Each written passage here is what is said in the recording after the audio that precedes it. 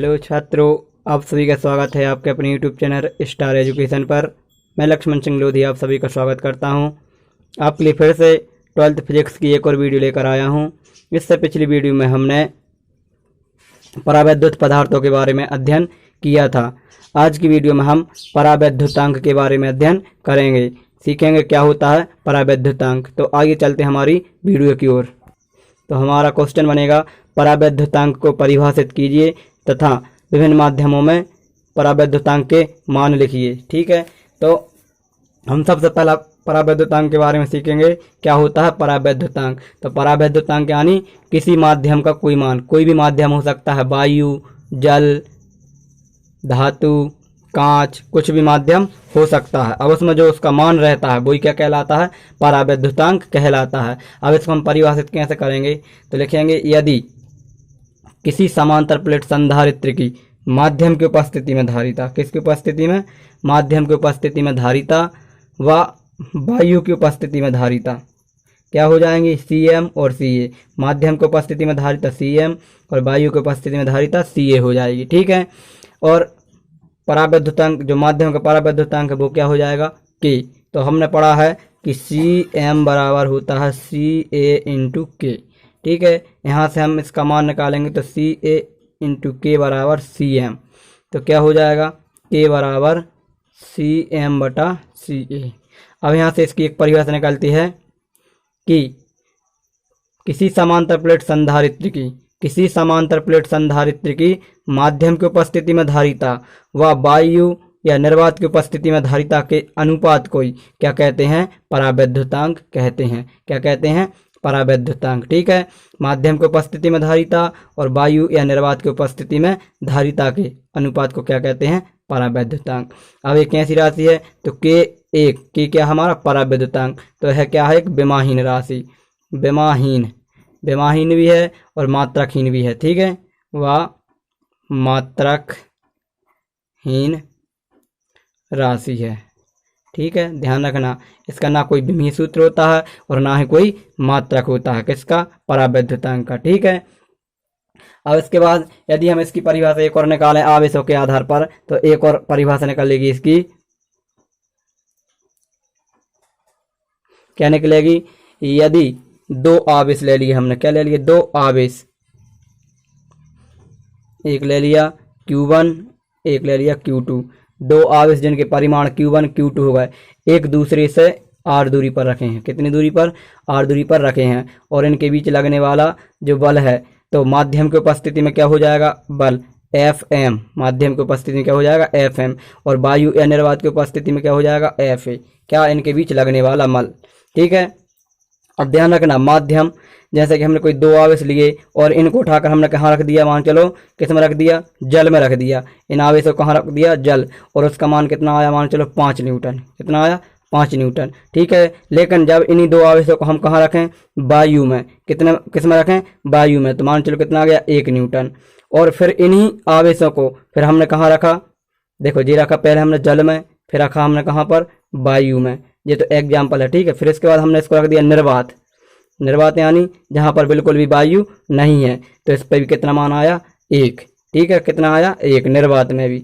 तो इसलिए हम क्या करते हैं, लिखते हैं कि वायु या निर्वात में। तो वायु या निर्वात का मतलब क्या है, जब इन दो आवेशों को हम वायु या निर्वात में रखेंगे तो दोनों पर समान बल ही कार्य करता है, लेकिन इसी को यदि और किसी माध्यम में रख दिया जाएगा तो इन पर फिर अलग बल कार्य करने लगता है। ठीक है, तो यहाँ से परिभाषा क्या निकलेगी कि जो दो आवेश हैं Q1 और Q2, इनके परिमाण हैं एक दूसरे से r दूरी पर रखे हैं, तो अब माध्यम की उपस्थिति में, किसकी उपस्थिति में, माध्यम की उपस्थिति में जो बल है Fm है, वायु या निर्वात, किसमें, वायु या निर्वात में क्या हो जाएगा, Fa। ठीक है, एयर है, हवा का लाना।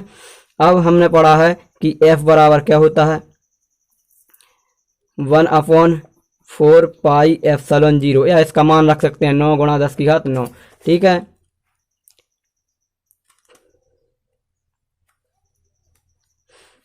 इंटू Q1 Q2 अपॉन में r²। ये पढ़ा है, माध्यम में क्या आएगा, K आएगा। ठीक है, अब हम किस में देखें, वायु निर्वात में, तो ये माध्यम के लिए हुआ तो Fm, अब वायु निर्वात में Fa 1/4 pi epsilon 0 Q1 Q2 upon में आर स्क्वायर। अब यहाँ पर के क्यों हट जाएगा, क्योंकि वायु या निर्वात में के का मान कितना होता है, 1 होता है। कितना, 1। ध्यान रखना, के बराबर कितना होता है, 1 समान रहता है वायु या निर्वात में।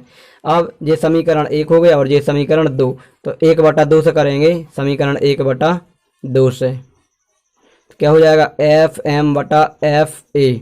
जब इसमें इसका भाग देंगे सब कट जाएगा, सिर्फ क्या बचेगा, यहाँ पर के बचेगा। क्या बचेगा, के 1/4 में। ठीक है, 1/4 में क्या बचेगा, के, ऊपर 1 और नीचे क्या बचेगा, के। अब यहाँ से हम के का मान निकालें, किसका, के का। कैसे निकलेगा के का मान, तो ये के यहाँ आ जाएगा तो हो जाएगा के, ये FA यहाँ त्रिगुणा में पहुँच जाएगा ऊपर और ये FM कहाँ आ जाएगा, नीचे। तो यहाँ से एक परिभाषा क्या निकल आई कि वायु या निर्वात में आवेशों के मध्य लगने वाला बल और माध्यम की उपस्थिति में लगने वाले बल के अनुपात को ही क्या कहते हैं, माध्यम का परावैद्युतांक। वायु या निर्वात में लगने वाला बल और माध्यम की उपस्थिति में लगने वाले बल के अनुपात को ही क्या कहते हैं, माध्यम का परावैद्युतांक। ठीक है, तो यहाँ से इसकी एक परिभाषा ए निकल आई, एक ऊपर से निकल आई और एक यहाँ से। ठीक है, तो ये हमारी क्या हो जाएंगी, इनकी परिभाषा। अब कुछ माध्यम है, उन माध्यमों में हमें क्या करना है, इसके मान को बताना है। तो ऑब्जेक्ट में अधिकतर ये पूछा जाता है, ध्यान रखना कैसे आता है। कोई हमने पदार्थ ले लिया और यहाँ ले लिया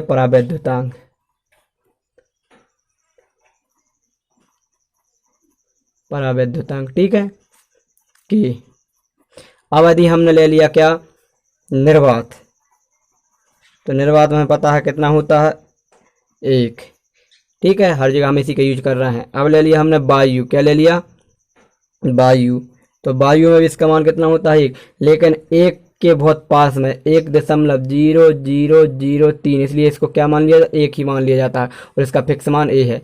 फिर इसके बाद यदि हमने ले लिया जल, तो जल में इसका मान होता है 80.4। ठीक है, ध्यान रखना, जल में परावैद्युतांक या के का मान कितना होता है, 80.4। ठीक है, फिर इसके बाद हमने ले लिया धातु, तो धातु के लिए इसका मान होता है अनंत। ध्यान रखना, ठीक है, किस माध्यम के लिए परावैद्युतांक का मान अनंत होता है, तो धातु के लिए। फिर इसके बाद ले लिया कांच, कांच में इसका होता है 5.6। ठीक है, ये प्रयोग करके पहले ही मान फिक्स कर लिए गए हैं। ठीक है, फिर इसके बाद एवोनाइट, ठीक है, इसके लिए है 2.8। ठीक है, और फिर एक आ गया एम्बर, भी एक क्या है, पदार्थ है। फिर इसका मान भी कितना होता है, 2.8। ध्यान रखना, एवोनाइट और एम्बर दोनों के लिए कैसे रहता है, समान रहता है। ये कुछ क्या थे, पदार्थ थे और उनका क्या था, परावैद्युतांक। तो अभी आप याद रखना। ठीक है, अधिकतर इनमें क्या ऑब्जेक्ट पूछे जाते हैं। अब आपके नोट्स बनाने के लिए मैं आपको इसे सिस्टमेटिक तरीके से बताता हूँ। तो क्या है परावैद्युतांक, ठीक है, डाइलेक्ट्रिक कांस्टेंट। तो यदि किसी समांतर प्लेट संधारित्र की माध्यम की उपस्थिति में धारिता Cm व वायु की उपस्थिति में धारिता Ca है एवं माध्यम का परावैद्युतांक K है, तब तो Cm बराबर Ca, या इसको यहाँ लिख दिया, इसको यहाँ K का मान निकालिए, Cm/Ca। Cm क्या है, माध्यम की उपस्थिति में धारिता, और Ca क्या है, वायु या निर्वात की उपस्थिति में धारिता। अब यहाँ से इसकी परिभाषा निकल आएगी। तो क्या हो जाएगा, परिभाषा हेडिंग बनेगी, परिभाषा हेडिंग वन का क्या लिखा जाएगा इसमें कि किसी समांतर प्लेट संधारित्र की माध्यम की उपस्थिति में धारिता व वायु की उपस्थिति में धारिता के अनुपात को उस माध्यम का परावैद्युतांक कहते हैं। इसे K से दर्शाते हैं। यह एक विमाहीन व मात्राहीन राशि है। तो एक परिभाषा इसकी यही हो गई। अब इसके बाद आवेशों के आधार पर यदि इसकी सेकंड परिभाषा निकाली जाए तो क्या लिखेंगे, यदि दो आवेश जिनके परिमाण Q1 व Q2 हैं एक दूसरे से r दूरी पर रखे हैं तथा माध्यम की उपस्थिति में इनके मध्य लगने वाला स्थिर विद्युत बल, कौन सा स्थिर विद्युत बल, Fm, व वायु की उपस्थिति में यह बल क्या है, Fa, तब माध्यम का परावैद्युतांक K है। तब इसका डायग्राम बना लेंगे। ठीक है, फिर कूलाम के नियम से हमने पढ़ा है, कूलाम का नियम, तो माध्यम की उपस्थिति में F यहाँ पर M आ जाएगा और यहाँ पर K रहेगा। लेकिन वायु निर्वात में K का मान कितना हो जाता है, 1। वायु निर्वात में K का मान कितना हो गया, 1। तो Fa बराबर क्या हो जाएगा, K का मान 1 हो जाएगा। समीकरण 1/2 से हल कर लिया, भाग दिया, यहाँ पर कैंसिल हो जाएंगे, 1/K बचेगा। तो यहाँ से K का मान, K यहाँ, A यहाँ, और ये बटा में, तो के का मान आ गया कितना, F M upon F A, sorry 1/k का। फिर इसको पलट दिया तो क्या हो गया, के बराबर F A upon M F M. फिर इसके बाद यहाँ से एक परिभाषा निकलेगी सेकंड कि दो आवेशों के मध्य वायु की उपस्थिति में कार्य करने वाले स्थिर विद्युत बल व माध्यम की उपस्थिति में उन्हीं आवेशों के मध्य कार्य करने वाले स्थिर विद्युत बल के अनुपात को, किसके, माध्यम वायु की उपस्थिति में बल और माध्यम की उपस्थिति में बल लग रहे हैं, उनके अनुपात को, जो है यहाँ फॉर्मूला से यहाँ से परिभाषा निकलेगी, तो उनके अनुपात को ही क्या कहेंगे, माध्यम का परावैद्युतांक। ठीक है, अब कुछ पदार्थ हैं और उनके परावैद्युतांक हैं, जैसा कि मैं आपको पढ़ा चुका हूँ, तो आप इनको नोट कर लें। ठीक है, ध्यान रखना, सर्वाधिक किसके लिए होता है, धातु के लिए, और न्यूनतम किसके लिए होता है, वायु या निर्वात के लिए। ठीक है, तो आज की वीडियो में इतना ही, इसके बाद मिलेंगे नेक्स्ट वीडियो में। जय हिंद, जय भारत।